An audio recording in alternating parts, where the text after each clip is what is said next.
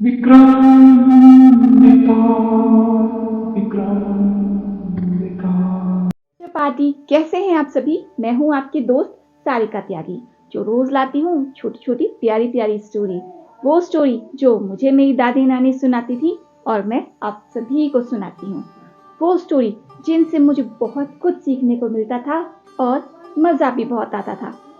जैसा कि आप सभी जानते हैं कि मैंने विक्रम बेताल की सीरीज स्टार्ट की है और जिसका एक एपिसोड हम सुना चुके हैं, जिसमें हमने सुना कि कैसे राजा विक्रमादित्य से एक साधु मिलने आता है और रोज ही उन्हें एक फल देकर जाता है, जिसमें उन्हें एक हीरा भी मिलता है।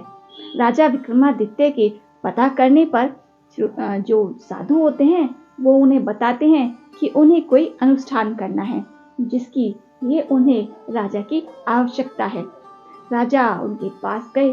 आगे की कहानी हम आज जानेंगे, तो आप तैयार है ना इस कहानी को सुनने के लिए। और हाँ, कहानी सुनने से पहले प्लीज वीडियो को लाइक जरूर कीजिए और प्लीज जिसने भी चैनल को सब्सक्राइब नहीं किया है, चैनल को सब्सक्राइब भी कीजिए और वीडियो को शेयर भी कीजिए। तो मिलते हैं इस कहानी के साथ। अमावस की रात को राजा विक्रम ने काले वस्त्र धारण किए, चंदन का टीका अपने मस्तक पर लगाया और हाथ में नंगी तलवार लेकर शमशान की तरफ चल पड़े।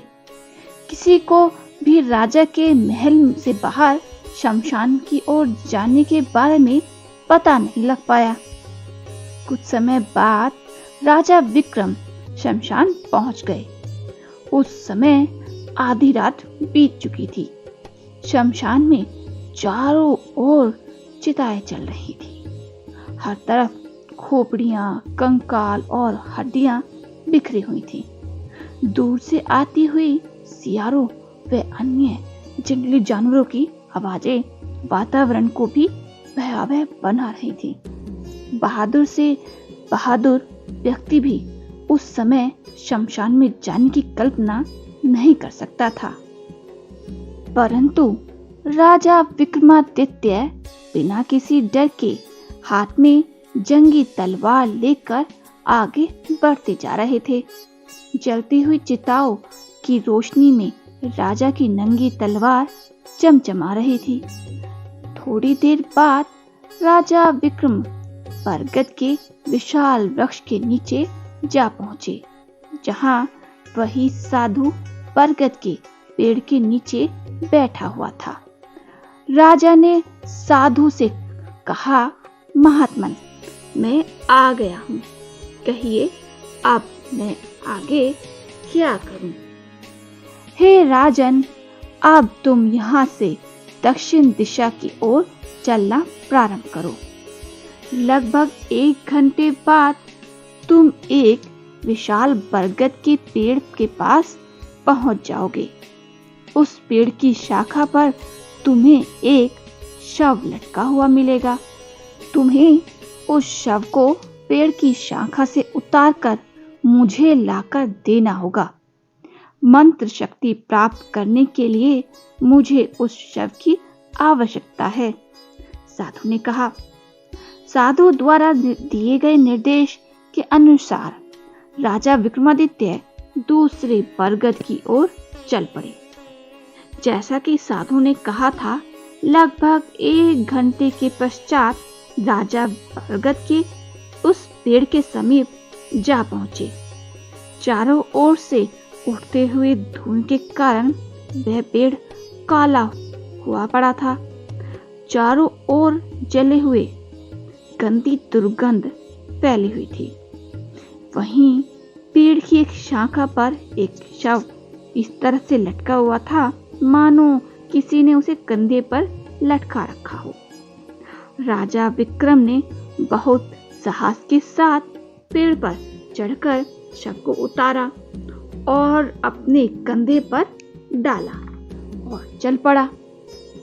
तभी वह शव राजा के कंधे पर से खिसका और जमीन पर गिर पड़ा और उसमें से एक दर्द भरा अट्टहास गूंज उठा। ऐसा लगा जैसे वह शव सजीव हो उठा है, उसमें प्राण आ गए हैं। जैसे ही राजा ने जमीन पर झुककर शव को उठाना चाहा, तभी एक जोरदार अट्टहास फिर से गूंज उठा। राजा विक्रम को महसूस हुआ कि शव के अंदर किसी बेताल का निवास है। अचानक वह शव हवा में उड़ा और उन्हें उसी बरगद के पेड़ पर जा लटका। परंतु वीर राजा विक्रम ने हिम्मत नहीं हारी। वह पुनः पेड़ पर चढ़ा और शव को फिर से उतारकर कंधे पर लटका लिया और चल पड़े। अभी राजा विक्रम थोड़ी दूर ही पहुंचे थे कि उसने शव से आती हुई एक आवाज सुनी। बेताल राजा विक्रम को संबोधित कर रहा था।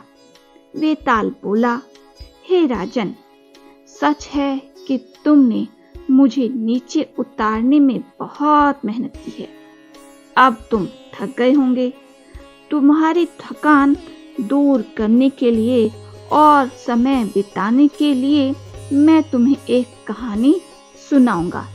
लेकिन याद रहे, जब मैं तुम्हें कहानी सुनाऊंगा तो कहानी के बीच में तुम एक शब्द भी नहीं बोलोगे।